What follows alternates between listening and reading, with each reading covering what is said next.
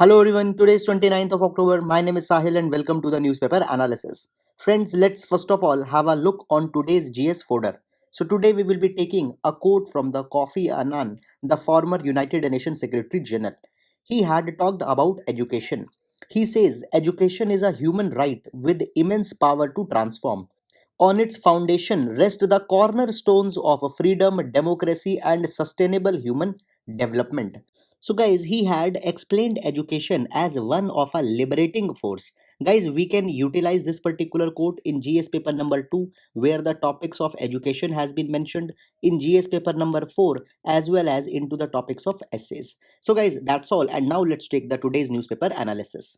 Now, friends, let's have the overview of the entire newspaper articles that we will be taking up today.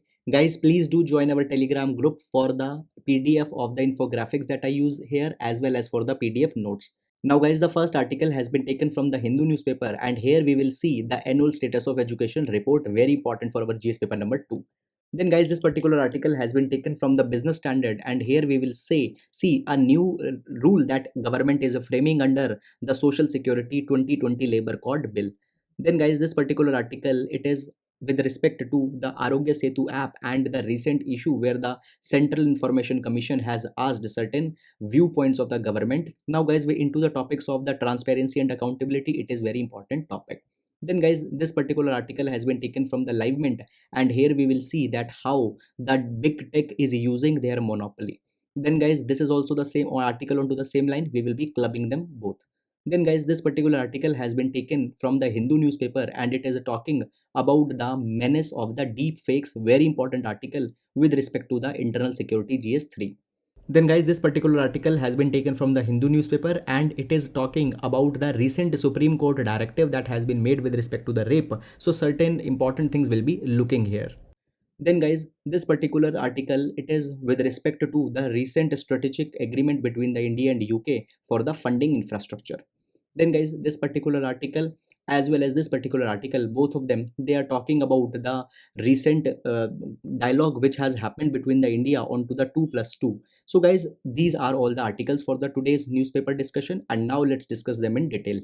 Now, guys, this particular news has been taken from the Hindu newspaper, and it will be coming under GS paper number 2. Now, often we have seen this thing that the pandemic has brought a kind of a disruption into the education, but till now we don't have any report which can substantially highlight that what is the quantum of the disruption.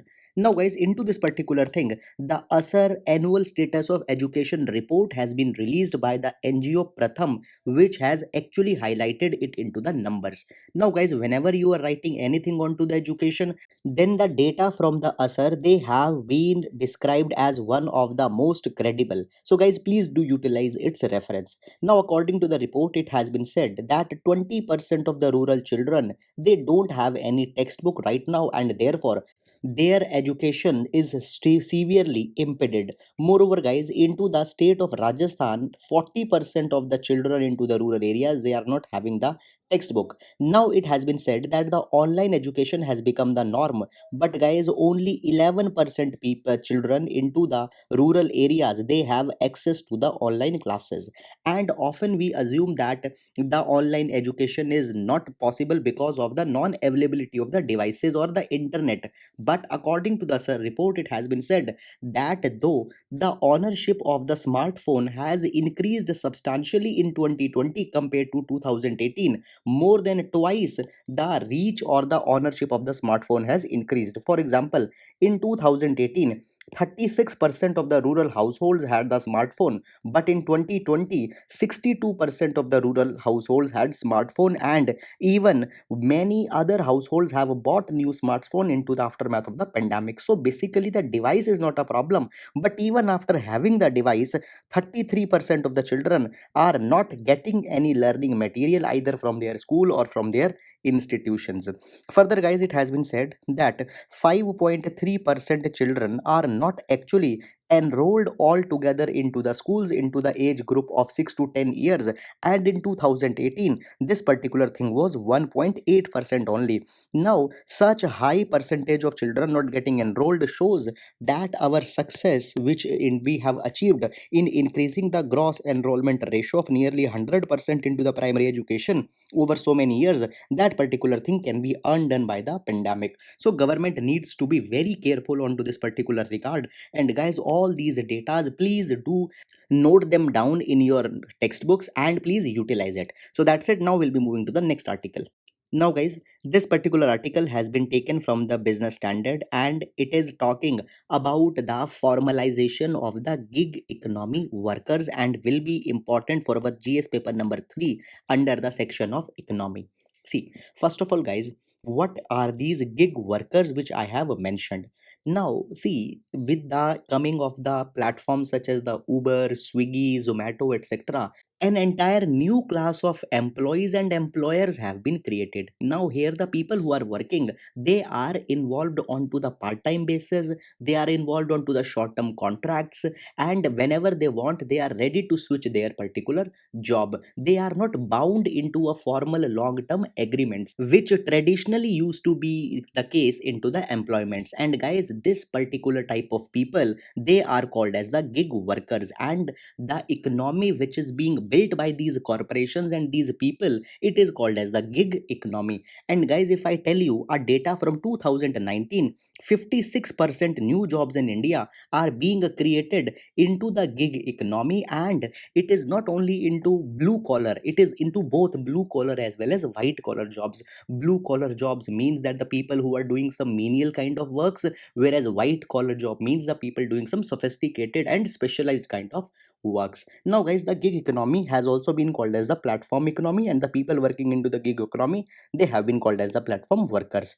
Now friends, as the engagement here is rather temporary, so many a times or most of the times these gig workers are not given any substantial social security cover, and this particular thing goes against the right of the workers.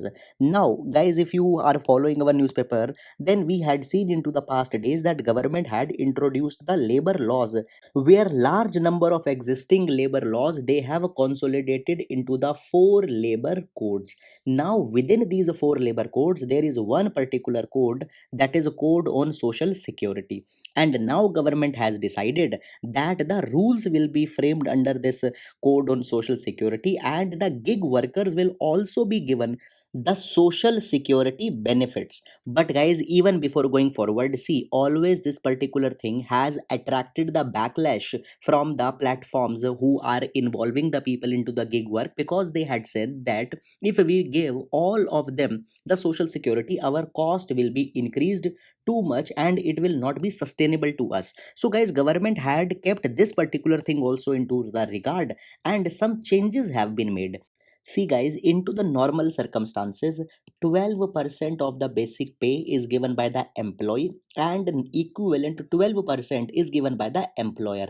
And this money goes into the employee provident fund, EPS, etc., which is, and the accumulated money is used to give the worker a social security benefit. This is into the normal circumstances where both are contributing equally. But guys, for the gig workers, there will be a difference that the worker will be asked to contribute more to the employee provident fund and the employee state insurance scheme, whereas the employer will not be giving the equivalent amount, he will be giving the less amount. So into this particular way, a middle ground is being formed where the gig workers who are not getting anything, they will get something, and not substantial burden will also be coming onto the platforms. So guys, first of all, I had used so much of the words EPF, ESIS, etc., but you don't need to go into such kind of technical nitty-gritties. Just you need to make a reference that now such kind of social security benefits are coming. Now guys, there have been certain conditionalities also. For example, minimum period of enrollment needs to be there. For example, it has been said that the worker needs to be enrolled for at least 78 days to avail the benefits.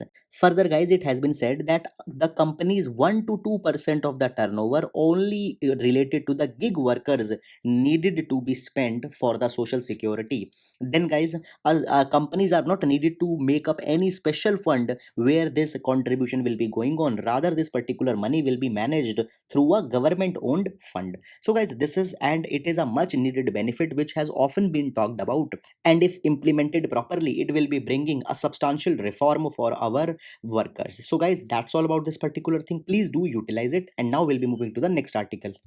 Now guys, this particular article, it is very important with respect to GS paper number 2, into the topic of the transparency and accountability by the government, and even both these topics have also been mentioned in GS paper number 4 into the topic number 7 as well as 8. Now guys, what has happened, we had seen into past few months that government has used Arogya Setu app extensively, and even to go to many places, compulsorily you have to download the Arogya Setu app. And guys, often it has been alleged that right now, into the name of the pandemic, governments around the world, they are carrying extensive surveillance onto the citizens, and Arogya Setu app is also a kind of a massive surveillance program. Now guys, a new thing has come here. What has happened recently, a person made an RTI application to the government and had asked that please reveal that actually who had made the Arogya Setu app. But also, you also need to tell that who suggested that there is actually a need for such a kind of a contract tracing app, who gave you the idea. Now guys, into this particular thing, the National Informatics Center had said that they don't have any information that who had made the Arogya Setu app. Now, guys, often the government had said that the Arogya Setu is owned, made, and operated by the National Informatics Center, but now NIC is saying this particular thing. Now, guys, the Central Information Commission had sent the show cause notices to the National E-Governance Division, National Informatics Center, and the Department of Electronics, that why they are not giving any such kind of information and why they should not be charged with a penalty. Now guys, there have been reports that more than 33 private players were involved in making of the Arogya Setu app. Now if these 33 private players were there, obviously they also have the access of such sensitive data which is being collected. And guys, now it has been said that Arogya Setu has become one of the most downloaded app into the entire world. And at this particular time, the transparency is much more needed, but such a response shows the culture of poor transparency and accountability. Moreover, this particular thing becomes even more problematic because right now we don't have any particular legislation for the protection of the data privacy, though there are two bills, that is the non-personal data privacy bill as well as the personal data privacy bill, but they have not been passed. So without any legislative safeguard, without any government giving any answer, the citizens privacy has been held at stake. So we can give this particular reference whenever you are writing the questions of the transparency and accountability, and the critical evaluation is to be written. So guys, this is all about this particular thing, and we'll see that how into the coming days government will be responding. Moreover guys, one more extra reference, you can also give the reference of the PM cares, where government had refused to entertain any RTI. So it entirely shows a culture of opaqueness. So guys, that's all about this particular article. Now we'll be moving to the next article. Now, guys, these two articles have been taken from the Mint newspaper, and they will be important for our GS paper number 3 under the topic of economic monopolies that are being made by the big tech companies. Now, guys, see what has happened. Into the past few years, we had seen that the clout of the social media platforms such as the Facebook as well as the search engine such as Google had increased immensely. Now guys, they are causing a problem to the news agency, and their entire survival has come at a stake. Now guys, see this particular graph. Here you can see that the number of people who are consuming news, now only 18% of people consume news by the direct sources. 32% news is being consumed via the search engine where Google comes. 24% news is being consumed by the social media. where the Facebook and such entities comes. Now guys, the problem is this, that the news companies, they depend on to the advertising revenue that comes when people see the news. For example, if you will going onto the site of the Hindu newspaper, there will be some ads onto the side, so these ad agencies are paying to the Hindu newspaper for its survival.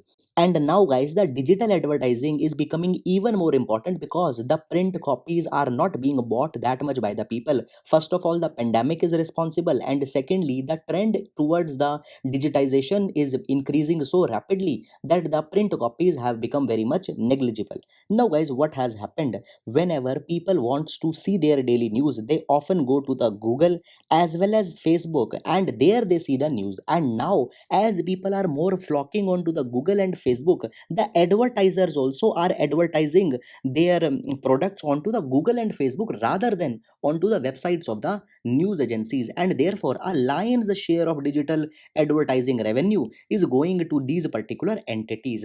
Guys, actually how they show the news, they display the news snippets or they show the links and you click on them. So basically you are being diverted by the Google, and therefore Google is also getting the revenue of the advertising.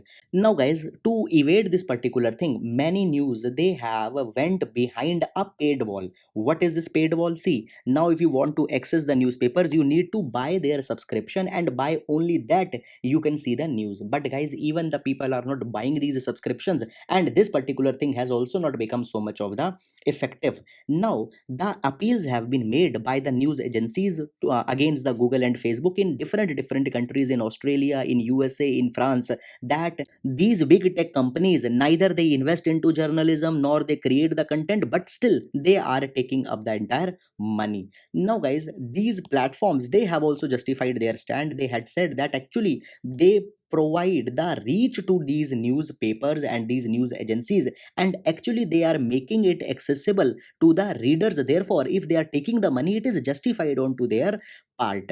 Now guys, the news agencies, they want that the Google and Facebook, whatever revenue they are earning, they should share it with. Now few days back, Australia had even framed the rules that the Google and Facebook needs to pay the revenue to the news agency, and into the France also such kind of laws have been passed, guys. And this particular controversy became so much big that even Facebook said that they will not entertain any news onto their website, and they just threatened the Australian government. Now guys, latest what is happening, the United States Senate is exploring a law where they can also make a binding that the revenue has to be shared by the big tech. So this is the trend which is going into the entire world. Into India it is also emerging, and the Competition Commission of India is also exploring to go into such particular direction. Now guys, this particular thing has partly also accepted by the big tech, that they actually are distorting the market. How? For example, the Google had started the $1 billion initiative under the Google News Showcase program. Under Google News Showcase, they will say that they will actually buy the news from the news agencies and will be spending $1 billion. Similarly, guys, Apple News Plus has been unveiled, where the Apple had said that 50% of the revenue, whatever they will earn from this initiative, it will be shared with the news agencies. And guys, similarly, the Facebook is also exploring such kind of thing. So in a way, it shows that they had also tacitly accepted this particular thing. Now, guys, this particular is a trend that how into the times to come, these corporates, they will be going into a kind of a behavior of monopoly, and might be rendering various such kind of platforms useless, as they are doing with the news agencies. So guys, this is a very important emerging trend, and please do keep it in your mind. So that's it. Now we'll be moving to the next article. Now guys, this particular article has been taken from the Hindu newspaper, and it is highly relevant for the GS paper number 3 into the topics of the internal security, where the cyber issues, cyber security, cyber warfare, cyber terrorism, etc. has been mentioned. Now guys, this article, it is talking about the deep fakes which are becoming a nuisance, and it is a serious artificial intelligence threat. First of all, guys, what is a deep fake? I will explain you it into the layman terms, and then we'll see that what to write actually into the UPSC answers. So, guys, deep fake is actually a way in which you can make the artificial engineered videos of a particular person. Into that particular video, he will say the things which he had not said actually into the reality. Now, guys, just to get an idea of a deep fake, just see this particular video.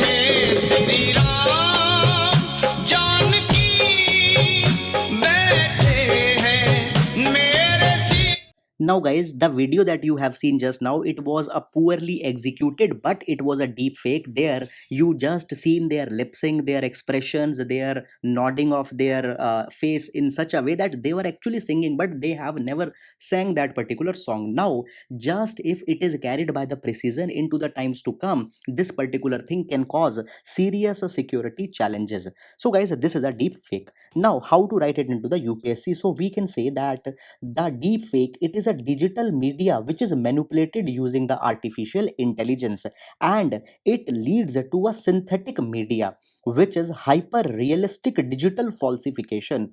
So, guys, this is the best explanation into the most minimal words about the deep fake. Now, they can cause the harm on various multiple fronts, for the individual, for the institutions, as well as for the democracy. Now, guys, on to the individual front, we can see that there have been the instances of the fabricated pornography where certain women can be targeted and their reputation, their stature into the society can be demeaned by involving into such kind of activities. Moreover, guys, there could be the antisocial behavior which could be manufactured. Some religious personalities, they could made to be say those words which might create the social tensions. Then, guys, by making such kind of fabricated pornography or such kind of videos, people could also be asked to pay the money, so it could act as a ransomware also. And then, guys, the riots can also be given the fire by these particular kind of things.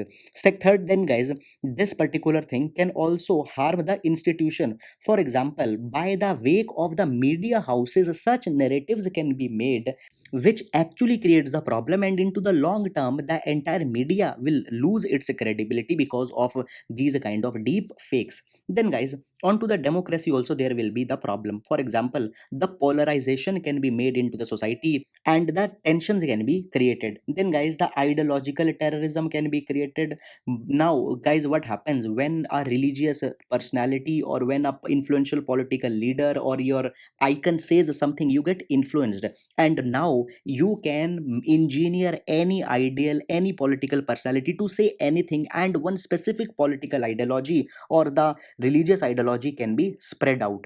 It can sabotage the entire elections because you can make some disturbing deep fakes of a candidate who might win the election, and, guys, just before the election you can release it, and he might can lose the entire election because of the negative image that will be made. And, guys, the most disturbing problem which will be created is the liar's dividend.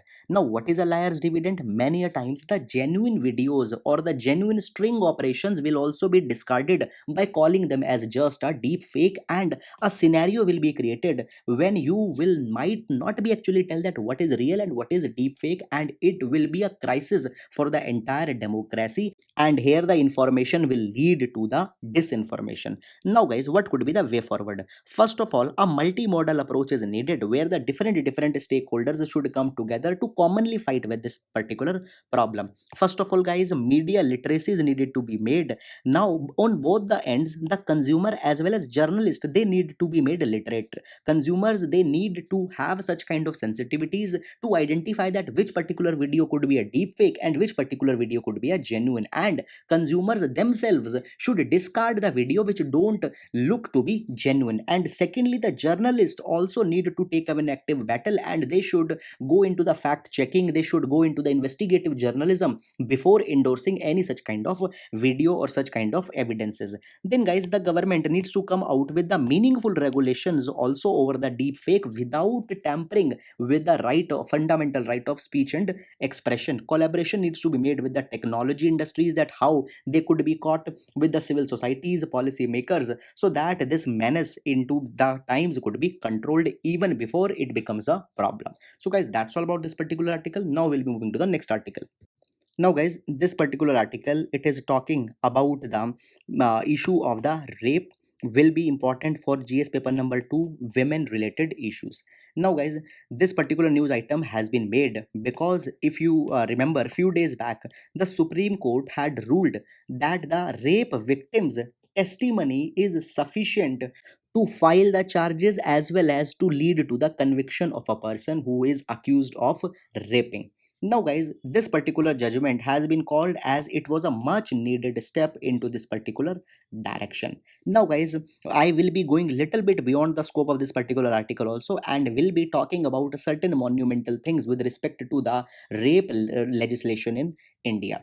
Now, guys, first of all, the rape was made as a criminal offense for the first time under the Indian Penal Code 1860, where the section number 375 has defined the rape. Now, guys, for nearly 123 years, there was no change into the rape legislations, but a substantial change came in the year 1983 after the Mathura rape case incident of 1972.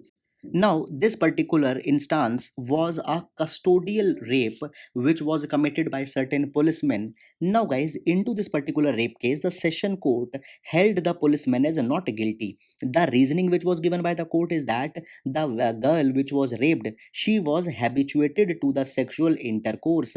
Moreover, it was also said that as there were no injury onto the private parts of the women, it might be assumed that she had actually given the consent for the sexual intercourse. And guys, even the Supreme Court into the Tukaram versus State of Maharashtra case said that the people are not guilty because the women didn't raise any alarm. She might have given the tacit consent because there was no injury marks. Moreover, the women was of the promiscuous character, that is the one who involves into the sexual intercourse with different partners. Now, guys, this particular thing was criticized very severely by the civil societies, by the people, and it actually led to the passing of the Criminal Law Amendment Act of 1983, which substantially reformed the rape legislations in India. Now, guys, it was said first of all that consent should not be assumed by the court, that if a woman didn't protested, she had given the consent. Many a times the passive submission also needed to be made, and that passive submission is not equal to the consent. Secondly, guys, it was said that the burden of proof will now be lying on to the one who has been accused. Earlier the burden of proof was on to the victim. Then, guys, it was also said that the medical examination has to be done within the 24 hours as the rape has been done. Then, guys, the next change come in 2013 after the Nirbhaya rape case, and then the changes were made. That is, number one, rape is not only the sexual intercourse which was earlier being believed. Even without sexual intercourse, the rape could happen where the modesty of the women has been estranged. Moreover, guys, it has been said that you don't need to find if the woman is habituated to the sex or not, because that particular thing is her personal preference, and if even she is habituated, that particular thing cannot be cannot show that the woman has always given the consent. But, guys, even till today there are certain reforms which are needed to be made. That is, even till today the reliance on to collecting the semen samples have been made, and, guys, this particular thing is a limitation, as these semen samples can be retrieved only up to 72 hours and maximum up to 96 hours, but after 72 hours their efficacy gets reduced substantially. And, guys, if only on this particular thing is relied, then there will always be a problem. Guys, the similar kind of thing happened into the Hathras incident, where it was said that on to the basis of the forensic examination the rape was not done, because into that particular thing such samples were not found out, but that was also the truth that the rape was done after so many of the days. Now, guys, into this particular thing the Supreme Court had said that the testimony that has been given by the victim, it needs to be given the due importance, because that is very important. And here the Supreme Court has again reaffirmed the 1996 judgment into the Gurmeet Singh case, where the testimony was given much more due importance. So, guys, that is all about this particular issue. Now, guys, this happens to be a very sensitive and a very prominent issue. Please do keep these certain milestones into your mind. And now we'll be moving to the next article.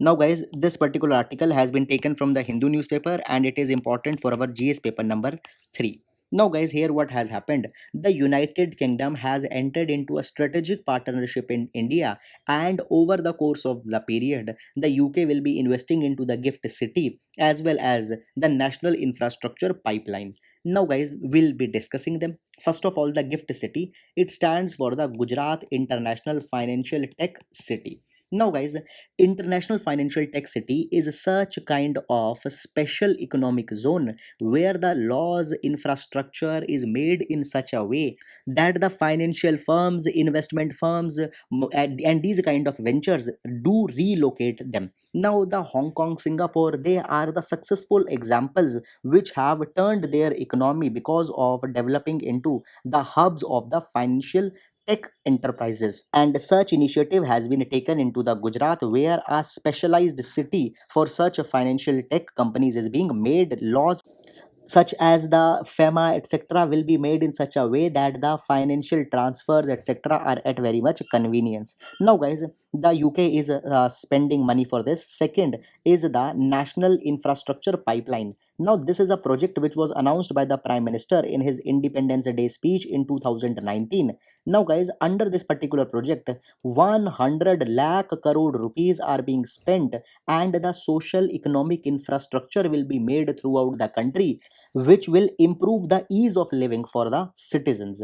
Now, guys, for this particular project also the money will be spent. Now, guys, as we are talking about the Gift City, onto such particular thing throughout the countries we can make such kind of centers which are expert into dealing with the financial tech companies. And guys, to for that particular thing, even in 2019, International Financial Service Center Authority bill was floated into the parliament, which suggested that an authority also will be needed to regulate the affairs into this financial tech cities. However, guys, even till today the bill has not been passed. But however, leaving that particular thing, so this is a strategic partnership where in two ventures the money will be invested. Now, guys, you don't need to go into the quantum of money, what is coming and all these particular kind of things, but you need to see that this particular investment will be bringing much relief into the times of pandemic where the investment has been substantially subdued. So, guys, that's it. Now we'll be moving to the next article.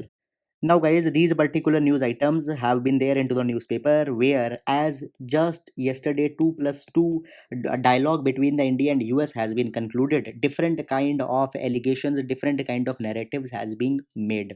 Guys, the US is saying that the China is a predator, and this particular thing has been said to the Sri Lanka. It is into the reference where the Sri Lanka has involved into the number of deals with the China, and the China is providing the substantial financial help to the Sri Lanka. So it has been said by the US that the China is just like a predator, and it will be abusing the dominant position into the times to come. Whereas the China has warned the USA that the boundary dispute with the India onto the sector of LAC, it is a bilateral dispute, and the US should not come into the matter and should not complicate it unnecessarily. However, guys, such kind of allegations, counter allegations, we don't need to see. Rather, we need to go much into the trends which are going into the international relation. And the present trend is such that a kind of a cold war is going on between the USA and the China.